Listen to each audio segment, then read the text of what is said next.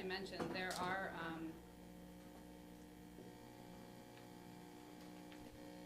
we certainly have, there is a historical tape about the history, but I really thought that video and Connie's speech was, and I've told her this before, she was nervous as it was one of her last speeches, although I think we will hear from her again. And I know how nervous she was about that, and I think it was the best speech I've seen her give about the future of safety and really pointing out what some of the key challenges are right now that I plan to address today. Abby and Jessica are handing out the slides so you have them. I'm happy to email them to you as well if that would be useful as you engage students to help you on these documentaries and again to provide background. So what we're going to talk about today is looking at sexual violence and sexual assault, and I know we have a great team of speakers here for the afternoon giving you both the legal perspective, the education perspective, the counseling perspective. So it's truly a well-rounded look at sexual violence and how it affects institution and community.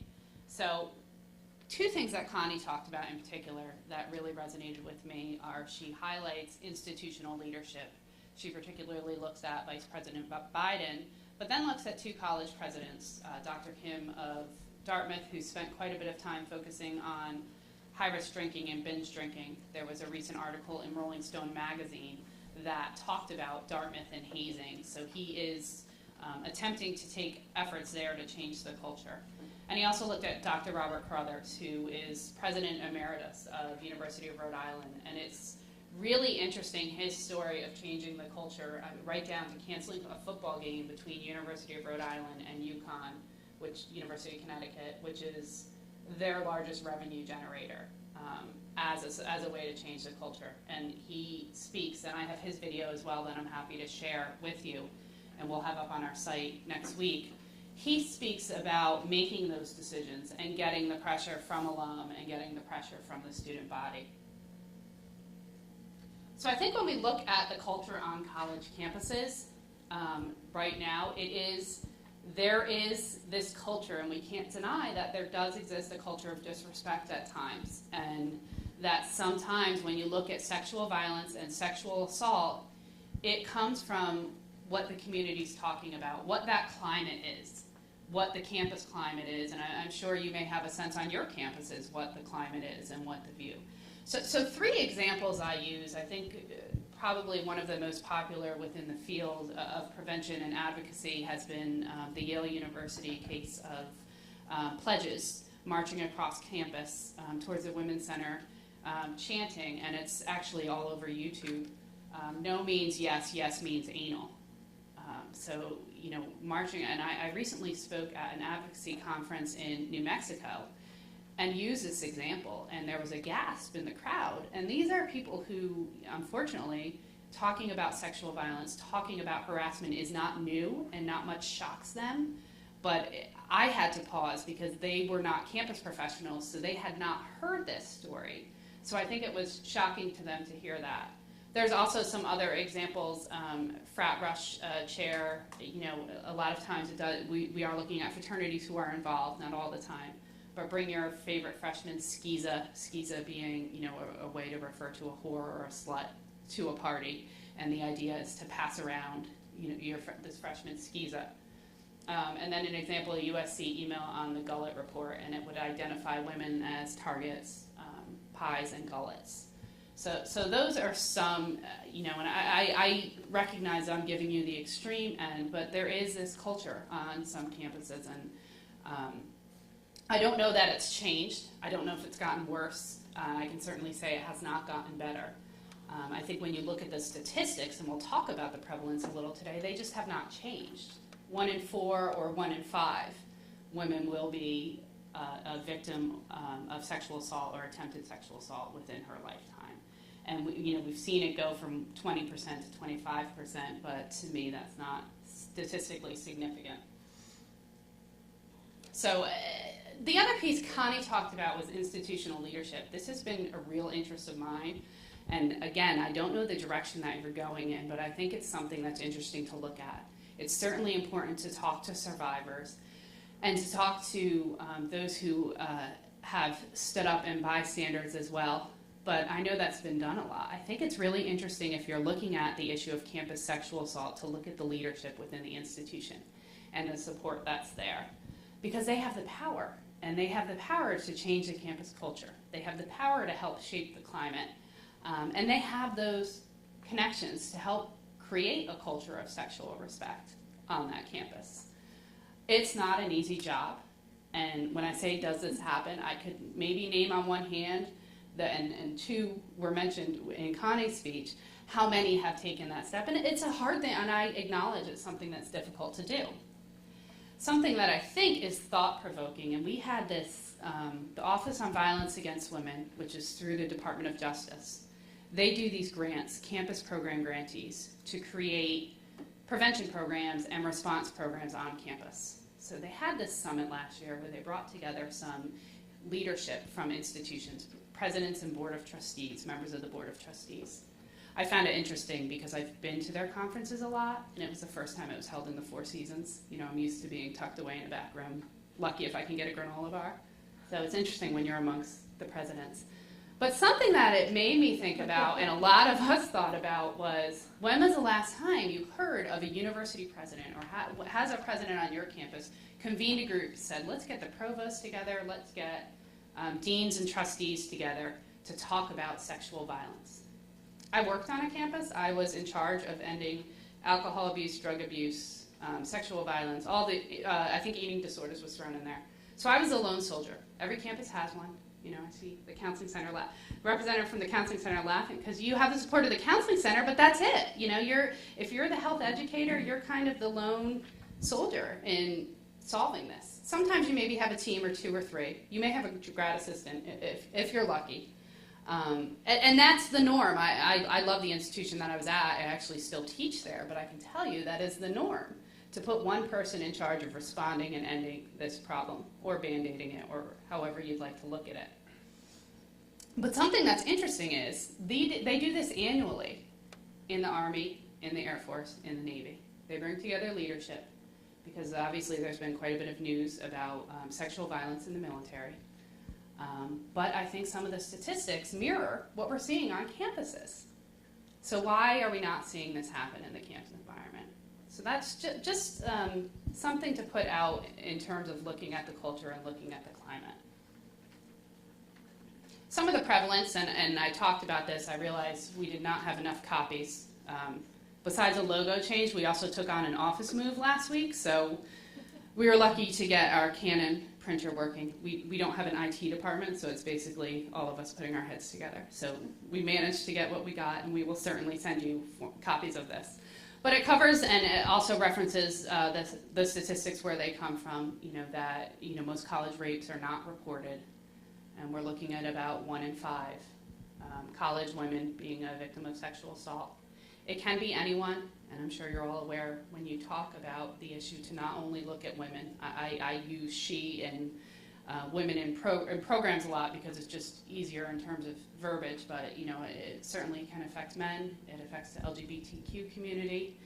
We've worked in our victim advocacy program with quite a few men who have been sexually assaulted as part of hazing, through the hazing practice. And in our outreach, even we do a lot of work with high school students, there's that lack of understanding that it's not sex, it's power and control. So that most male rapes by men are heterosexual. It's not about someone being homosexual or wanting or lusting for this other man. It's about power and control. So that's, I think, a real teachable moment that still exists, and I know we go through presentation. And then we talk about the undetected rapists. There are a lot of myths. We know a lot of myths about offenders. The stranger rapist jumping out of the woods.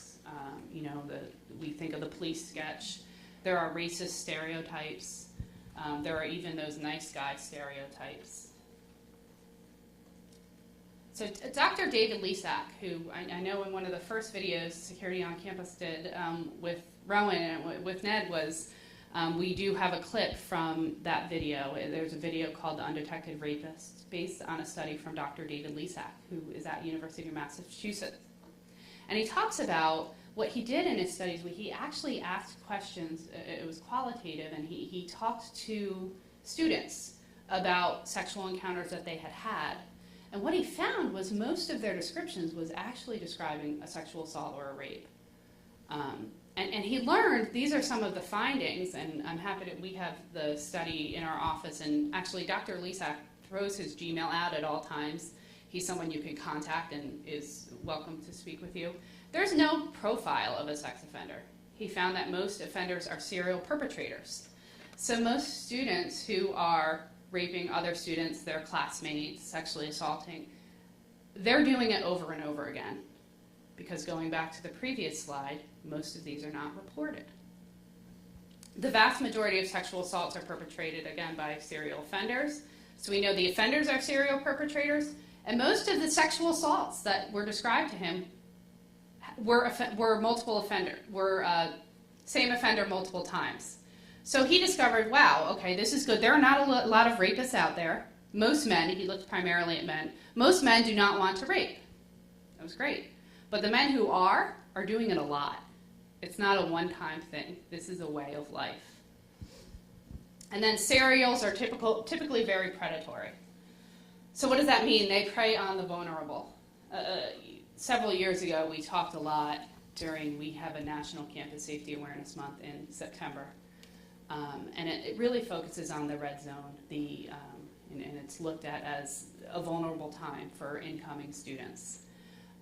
Because what they found through the undetected rapist was you have someone looking for prey, looking for someone who's new, who's uncomfortable socially, maybe a heavy drinker, someone who's had a bad week, disabled, abused as a child. In the undetected rapist, the video, Dr. Lisak he does a version of an interview with the real transcript where he has a student actually talking about how he would prep girls all week for this one party at the end of the week. And they would have a room ready for this party where you would go and you would take the victim. I'm going to invite Abby up. Abby is our newest staff member. She's been with the organization for 3 months now, but she joins us from Chester County Crime Victim Center. So I thought it was fitting to also give you a new face to look at and talk to about the impact of trauma. Thank you. And at the Crime Victim Center, I was the community outreach coordinator, so I did the prevention education, and we did that for every level. So we would go to elementary school, middle school, high schools, talk to adults, treatment centers, a lot of different places. But in addition to that, I also did on-call, which means that my agency provided supportive services to victims of crime and their family. So if I would go out on call, I might be responding to a hospital where if there were sexual assault, if a victim decided to go and get an exam, I would go and meet them and sit with them, explain to them the process, and be that support person. And then for many people, if they would choose to report to the police, we could also go with them for the police interview. And I actually had a really great county because the police officers in my county would let the advocates sit in on the police interview just to make sure that that victim had support available to them. And then we would also go with them to court, which we know, probably most of us know, can be a really long process. So I do have a background in working with victims, and the one thing that I've noticed to be true is that you never know how you're going to respond if a victimization occurs. So if I would respond to a hospital or if I'd be going to a police station, I never really knew what I would encounter there because every single person is absolutely different. And certainly when I was in high school programs, you would always have students saying, well, you know, if something happened to me, I would yell or I would scream or I would fight back. And nobody ever knows how they're going to respond when that victimization occurs. So probably the most important thing I would point out on this slide is there is no typical reaction, which can be really, really hard for some people, especially for family members and friends. I know in particular, if I were working with a high school student, that high school student might be in a police station there to talk to a police officer about what just happened to them, and instead of focusing on the event, they might be thinking, oh my gosh, do people at school know that this happened? What are people saying? What's going to happen when I get back to school on Monday? Which I think is very common. But then you would also have the parent saying, well, why are you focusing on this? Why aren't you thinking about, what just happened here? And they would be really angry and upset. So everyone goes through different emotions. And part of my role there was almost education of that family and of that support person, saying, just like you go to work every single day of the week, going to school every single day, that is her life, that is her experience. And certainly, yes, that's a reason why that would be a focus for her. And that's something that we would also see, or I commonly saw on college campuses. For many people, that might be a reason why they choose not to report. I know that was a statistic that Ali had up there, that 95% go unreported. And for many people, it's because they may have been victimized by someone that they know really well. It could have been a partner. It could have been a friend. It could have been somebody that was an acquaintance. And that might be a reason why they don't feel comfortable going to the police, or they choose not to report to the police. So there is no typical reaction. So I have seen people who were really upset and crying a lot. I have seen people who were yelling and screaming and punching walls, whether it's the victim or a family member. I have seen people who are at the hospital and they're giggling and they're laughing, or they're talking to me about what happened on Real Housewives of whatever state they happen to be in right now. And all of those reactions are completely common and completely normal, because your body and you respond in whatever way works best for you. And that was something that, we would always talk about with victims, because a lot of times victims of any type of crime tend to question their response, or tend to question, well, why did I go to that place? Why did I do this thing? And nobody ever asks to be victimized. It is never, ever somebody's fault if they've been hurt. And, a lot of times we would talk about, you made the decision that was best for you, and you know what? Whatever you chose was the right decision, because you're right here with us. What do you think are some of the impacts of trauma? Rather than having me say them, whether it's emotional, physical, social, educational, what do you think some of the impacts might be? Yes? I bet students leave college. Absolutely. And it was interesting. I'm trying to think about where we were, somewhere recently, and someone brought up the point that when somebody chooses to leave college, there's never really quite that interview saying, why are you leaving? And I think that would be something really interesting to examine, whether it's for victimization reasons, whether we just had a summit related to non-medical prescription drug use, whether it's some kind of addiction. But you're absolutely right, so maybe they choose to leave college. Ali's going to talk a little bit about the sexual assault victims' Bill of Rights, but that's one of the reasons why it's important that victims have the option to relocate. Say they're in the same dorm as their offender, they're taking the same class as their offender. How can somebody function to the best of their ability or succeed when they're dealing with that kind of situation? So certainly, can we think of any other effects? Yeah. On the opposite end, I've seen students who have continued to engage in increasingly negative and potentially harmful behavior. Right, destructive behavior, and everyone copes differently. So some people might choose to do positive coping mechanisms. They might choose, there are some people who decide, I want to talk about my experience and use that to educate others. I'm going to make art out of this. I'm going to go to counseling and get therapy. I'm going to, put how I'm feeling into music. So there are positive coping mechanisms, but unfortunately we also see the negative end where maybe the student has destructive behaviors, whether it's toward themselves or towards others. Absolutely. What else? And they get stigmatized among their peer group, or just be fearful of being stigmatized among their... Right, which might be a reason why they choose not to report, because they're afraid of how their peers are going to whether their peers are going to judge them, or how it's going to affect their friendships or their relationships. That's something we see with victimization all across the age range. Even when I would have young children who are being victimized perhaps by a family member, a lot of times that would come into play. Well, is this going to affect the relationship that I have with the people around me? So probably some of the most obvious would be the emotional effects of victimization and of sexual assault. So some of the emotions that a victim might have would be what? Depression, certainly. Shame. Anger, and that can be directed towards a lot of different things. It could be directed at the offender. A lot of victims, as I was saying, could even direct the anger at themselves. Nobody ever wakes up in the morning and asks to be victimized, but a lot of times the victim might blame themselves for a lot of different things. What about some of the physical effects? Not able to sleep, not able to eat.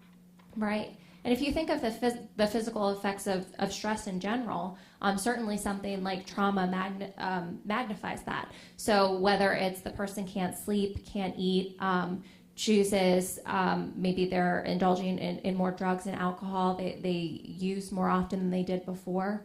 Social effects.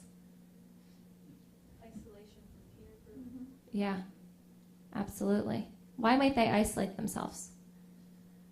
They're embarrassed. They think it's their fault. Okay. There's also fear. There's a fear-based, Fear of what? well, fear of being victimized again. Yeah, absolutely. Ali said something that's extremely important, which is that sexual assault is not about sex, it's about power and it's about control. And for many people, they've been hurt by somebody that they trusted. So once that's occurred, how can they trust that the other people around them are still there to offer that support? So there can be the social effects, and you mentioned things like dropping out of college, or perhaps they're unable to succeed as well as they did before because of all of these things. So we notice that they all overlap and go together. And then many times you'll hear people talk about the ripple effect of trauma, and you can hear the ripple effect discussed in a lot of different ways. So you know that the ripple effect is that if you drop a stone in a pond, what happens? Okay, thank you. Just making sure that's clear. Okay, so if you drop the stone, it ripples, and that's something that we see with trauma in many different capacities. For example, if somebody's victimized, it's not just going to impact them in the moment, which I think a lot of people, friends, bystanders, family, they might not always recognize, especially because a lot of people think, well, this horrible situation occurred, something devastating happened, and we want to be able to move on. We want to move forward from it. So many families or friends' response might be, okay, well, let's just move forward. We won't talk about it. And they think that that's going to help the person cope and help the person move forward from the trauma. When in reality, trauma that occurs can impact a person for years. I've worked with people who perhaps they were victimized in college and they never told anybody about it, and now they're in their 40s or 50s and maybe something triggered them. And with sexual assault, it's really unique because if you think of things like post-traumatic stress disorder, I know that's been talked about a lot recently, usually in connection with the military. And you hear stories about, well, maybe there's somebody who hears a car backfire and that's a trigger for them. If you think of sexual assault, think of what all the triggers could be. It could be a certain smell of someone's cologne. It could be the sound of an alarm clock. It could be so many different things. So that's why the trauma does have that ripple effect, because it's not going to be something that the person just deals with in the moment, that, once the criminal justice case is over, or, once they've moved on from that location, that it just goes away. It's something that continues to affect their lives and affect their relationships. And then that's the other end of the ripple effect, that when a victimization occurs, it doesn't just affect the victim, it affects that person's family members, it affects that person's friends, because their whole lives have been changed. Their interactions with people are going to change. And that doesn't mean that their life is over, and that doesn't mean that their life is ruined, but what it does mean is they've had an event that's going to impact their life from here on in. Yes? An example of that that's new to me, even after doing this for more than 2 decades, is in the Archdiocese of Philadelphia. Every time there's a story or every time there's an announcement in a parish, the people in the pews, the silent victims in the pews, are getting affected. And we found that our victims office, every time there's an announcement, gets more and more calls. So that's something that I really didn't appreciate, that years can go by and you can read a story or hear about it and the ripple effect still continues. Yeah, absolutely. And actually, some of the detectives that we worked with made the same point that they'll actually get more phone calls. Say there's, for example, a case of child sexual abuse that comes out. They'll get more phone calls from adults who maybe it's never going to go through the criminal justice system, but they just finally want to talk about it and tell their story. I would like to focus on sexual assault on college campuses, but regarding the ripple effect, it never did happen to me. I need to say that because everyone asks me, why are you working on this project? Obviously, you must be a victim. So when I get depressed, or I have stress, or I'm sitting in church and I listen to something, the colorations of my life are never cast in, oh, that must be because. Or the relationships that I have, whether they succeed or fail, or should I trust someone, or all these other issues. My life is not colored by those kinds of things. And yet people that I know who are the adults that have survived either childhood or any other age, but especially young, everything is up for question. Is this because? And that kind of torture bothers me a great deal. I mean, there are other things as well, I do understand, but this is one of them that I knew people that stayed in therapy 50s and 60s, still trying to work out those kinds of things till one day, I have no idea. They just give it up and realize that they could go either way on that. They could always go around blaming or thinking this is the reason, or they could just say, well. Sure. And one thing that stands out before I hand the mic back over to Allie is you were talking about how people question you because you're working in this field. What is your tie to it? And one thing that I've noticed and that you might notice working on these projects is when I started working in victim services, I had so many more people within my own personal circle that started talking about their experiences and sharing experiences, even if I hadn't really gone too deeply into what I was doing. So I think that it's almost like you send off a sensitivity that people recognize, oh, this is somebody who kind of understands where I'm coming from, in the sense that they know that it happens to other people and they would be willing to listen to my story. So that might sometimes be a side effect of working in the field, that you might find that there are people in your lives who have never shared the story who are now willing to talk about it. Okay, I'm going to give you again the 10,000 feet up, 10 minutes or less overview of Clery and how it specifically is applicable to sexual assault on campus. The Clery Act and the requirements are complicated. There are policy disclosures that institutions are required to have in something called their annual security report. There's a records collection and retention piece that goes in, and then there's dissemination of that information that's due October 1st every year. You can get an extension on your taxes, but not on your Clery report. It's due October 1st every year. And 2 weeks before, our phones ring off the hook with technical assistance questions, which we're happy to answer.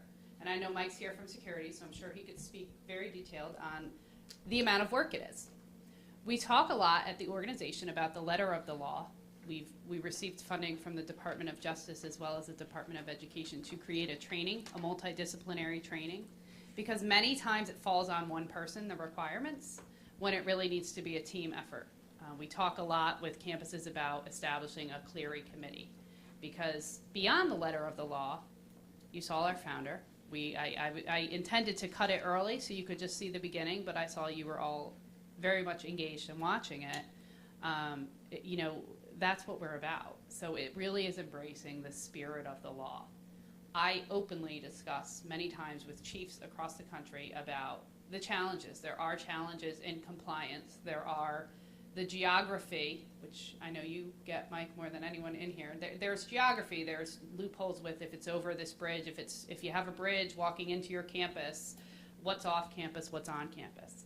But one of the pieces that I think is crucial in the Clery Act is a Campus Sexual Assault Victims Bill of Rights. And Frank Carrington, the late Frank Carrington, he was an attorney who worked with security on campus in the early days before my time. And he tells a story, I'll send this YouTube clip to Ned as well, about how the Campus Sexual Assault Victims Bill of Rights came about.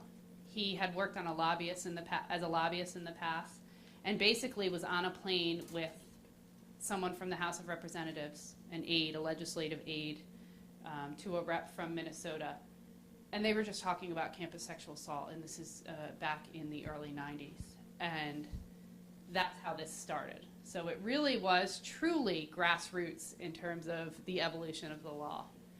But the Campus Sexual Assault Victims Bill of Rights is applicable to both students who live on campus and off campus. And what it means is, as soon as a student discloses that they've been a victim of sexual assault, these immediately go into place. So there can be reasonable changes to academic and living situations. If I report a sexual assault against Dan in my Psych 101 class, and he also lives in my residence hall, I have the option to switch that section. And it has to be reasonable. I can't say, well, I can't be in that class anymore, give me an A. It's not reasonable. Can I say, could I switch a section? Or they should offer, would you like to move your section? Would you like, there are no other sections, maybe an independent study, maybe we can accommodate something in that realm. Living situations, moving residence halls. Unreasonable, put me up in a penthouse in Center City, Philadelphia. Not reasonable. But moving residence halls, giving the option, because as Abby mentioned, there's that effect of trauma. So while hearings are going forward, the criminal justice system is going forward, what have you is going forward, these need to be met. The same opportunity as the accused to have others present at a campus disciplinary hearing. And this is probably the one I see and I still hear. And we get a lot of whistleblower calls. So we get a lot of calls from people in institutions, maybe that dean who's hearing that case, who will call and say, listen, I have Dan Smith who is a quarterback of our D1 football team, and they're allowing him to have 25 people, and they're telling her she gets to choose between the two advocates sitting over there. And, you know, a lot of times we say, listen, if you want to allow 25, just do it on both sides. Just make it equal. And I think Gina is probably going to talk a little bit about Title IX, and there are some overlaps there. Unconditional notification of the outcome, so the hearing, whether that student is found responsible for the sexual assault or not responsible, letting the victim or survivor know in that place, as well as what the sanctions are. Another thing that I've seen happen at institutions are, you know, the victim, and I'm using she again, it's just easier, may say, I would not like him expelled, I would just like him suspended before I finish, something of that nature. They may suspend him for the remainder. He may appeal and be allowed back on, no one tells her, and then, you know, talk about the ripple effects of trauma. She walks into class that next year, and there he is after the summer. So, you know, notifying the outcome, you know, good or bad for that victim, and having support for that victim regardless of the outcome. Letting that person speak or choose not to speak regarding the outcome, and then keeping identifying information confidential. And then as well with the Clery Act, there is a requirement in the Act that campuses have to have prevention and awareness programs about crime. If they don't, they just have to say, we do not do this. But around sexual assault, it's mandatory. So the law requires that there's education around sexual assault. Excuse me, could Yes. you go back on that Absolutely. last slide? Just one back. Okay. You have name and identifying information kept confidential. Yes. There's a hearing. Right. We all get to go. Right. How do we not have identifying? Well, they're not I'm open hearings. confused. Sure. No, that's a great, it's a closed hearing. So typically it's only witnesses or people within that hearing. Now, can they go out and talk? Sure. Does that happen? I haven't seen it happen much, to be honest with you, but it does. So yes, the no, that's a hearing great is question. closed hearing. Yes, Okay, absolutely. got it. Thanks. No, that's a great question. And I'm sure you'll have a lot more that comes up after this, so as I said, a kiss.